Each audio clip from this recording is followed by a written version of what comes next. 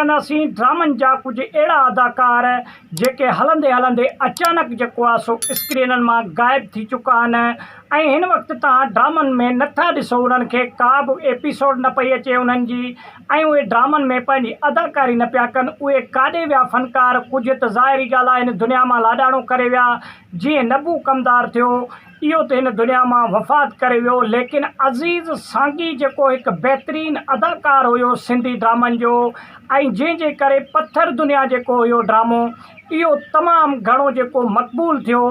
के माण्हू ड्रामनि जे करे जेको आहे सो मक़बूल थींदा आहिनि, लेकिन किन माण्हुनि जी अदाकारी एॾी हूंदी आहे जंहिंजे करे ड्रामा मक़बूल थींदा आहिनि। त दोस्तो अज़ीज़ सांगी सिंध जो हिकु नायाबु जेको आहे सो अदाकार हुयो ऐं उन जी अदाकारी एॾी बहितरीनु अदाकारी हुई जंहिं ड्रामे खे पत्थर दुनिया ड्रामे जा जंहिंजा 400 किस्त रिलीज़ थियणा हुया पोइ उन खे वधाए करे एॾो मक़बूल थियो सिंध में जो उन खे वधाए करे 800 किस्त उन जा तयारु कया विया ऐं 800 एपिसोड जेको आहे सो उहे सिंध टीवीअ ते हलाया विया। दोस्तो के फ़नकार ऐं के अदाकार अहिड़ा नायाब हूंदा आहिनि जेके वञण खां पोइ बि पंहिंजूं यादूं छॾे वेंदा आहिनि। त दोस्तो अज़ीज़ सांगी हिन वक़्तु 2025 में किथे आहे ऐं कहिड़ी हालति में आहे तफ़सीली हिन वीडियो में ॻाल्हि कंदासीं।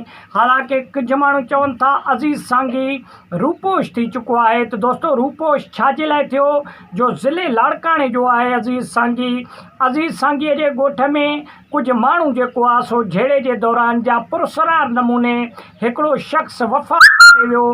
पोइ उन वफ़ात जो नतीजे में इहो साम्हूं आयो त अज़ीज़ सांगी हिकु पॉपुलर तरीन अदाकार त हुयो, लेकिन उन जे मथां उहो केस मणे छॾियऊं ऐं हिन वक़्तु हिकु अंदाज़े जे मुताबिक़ अज़ीज़ सांगीअ जे मथां 4 एफआईआर दर्ज आहिनि जेके लाड़काणे ज़िले में दर्ज आहिनि ऐं इन जे करे अज़ीज़ सांगी हिन वक़्तु रूपोश आहे। दोस्तो जे अगरि साम्हूं ईंदो मंज़रियान ते त ज़ाहिरी ॻाल्हि आहे अज़ीज़ सांगीअ खे पुलिस ॿधंदी या जेल में वेंदो हलियो। दोस्तो अहिड़ा नायाब जेके असांजा अदाकार आहिनि उन्हनि सां का न का मसइलो थींदो रहंदो आहे। दोस्तो अज़ीज़ सांगी पंहिंजे दौर जो तमामु हिकु बहितरीनु अदाकार हुयो ऐं उन खां अलावा नबू कमदार जी जे अगरि ॻाल्हि कजे त नबू कमदार जो पत्थर दुनिया में तमामु वॾो रोल हुयो ऐं उन खां अलावा सदोरे जो जेको फिल्म रिलीज़ थियो हो दरिया पार उन में बि नबू कमदार जो हिकु बहितरीनु रोल हुयो ऐं उन खां अलावा खोड़ सारा ड्रामा ऐं फिल्मूं नबू कमदार पंहिंजे दुनिया दौर में कया